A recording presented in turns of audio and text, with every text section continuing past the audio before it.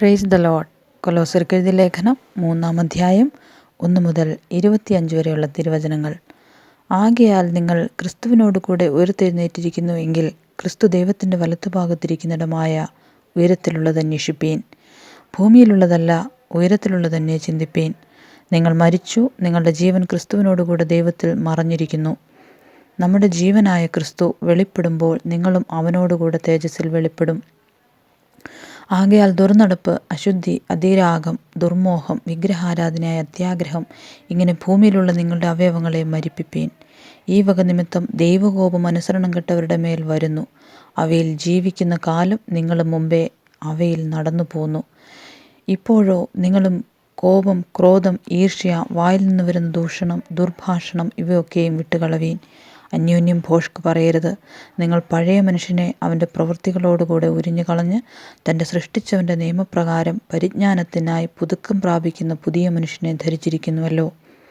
അതിൽ യവനനും യഹൂദനുമെന്നില്ല, പരിച്ഛേദനയും അഗ്രചർമ്മവുമെന്നില്ല, ബർബരൻ, ശകൻ, ദാസൻ, സ്വതന്ത്രൻ എന്നുമില്ല, ക്രിസ്തുവത്രേ എല്ലാവരിലും എല്ലാമാകുന്നു. അതുകൊണ്ട് ദൈവത്തിൻ്റെ വൃദ്ധന്മാരും വിശുദ്ധന്മാരും പ്രിയരുമായി മനസ്സലിവ്, ദയ, താഴ്മ, സൗമ്യത, ദീർഘക്ഷമ എന്നിവ ധരിച്ചുകൊണ്ട് അന്യോന്യം പൊറുക്കുകയും ഒരുവനോടൊരുവന് വഴക്കുണ്ടായാൽ തമ്മിൽ ക്ഷമിക്കുകയും ചെയ്യുവീൻ. കർത്താവ് നിങ്ങളോട് ക്ഷമിച്ചതുപോലെ നിങ്ങളും ചെയ്യുവീൻ.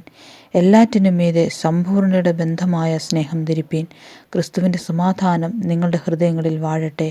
അതിനല്ലോ നിങ്ങൾ ഏക ശരീരമായി വിളിക്കപ്പെട്ടുമിരിക്കുന്നത്. നന്ദിയുള്ളവരായും ഇരിപ്പീൻ. സങ്കീർത്തനങ്ങളാലും സ്തുതികളാലും ആത്മീക ഗീതങ്ങളാലും തമ്മിൽ പഠിപ്പിച്ചും ബുദ്ധി ഉപദേശിച്ചും നന്ദിയോടെ നിങ്ങളുടെ ഹൃദയങ്ങളിൽ ദൈവത്തിന് പാടിയും ഇങ്ങനെ ക്രിസ്തുവിൻ്റെ വചനം ഐശ്വര്യമായി സകല ജ്ഞാനത്തോടും കൂടി നിങ്ങളിൽ വസിക്കട്ടെ. വാക്കിനാലോ ക്രിയയാലോ എന്തു ചെയ്താലും സകലവും കർത്താവായ യേശുവിൻ്റെ നാമത്തിൽ ചെയ്തും അവൻ മുഖാന്തരം പിതാവായ ദൈവത്തിന് സ്തോത്രം പറഞ്ഞും കൊണ്ടിരിപ്പീൻ. ഭാര്യമാരെ, നിങ്ങളുടെ ഭർത്താക്കന്മാർക്ക് കർത്താവിൽ ഉചിതമാകും വണ്ണം കീഴടങ്ങുവീൻ.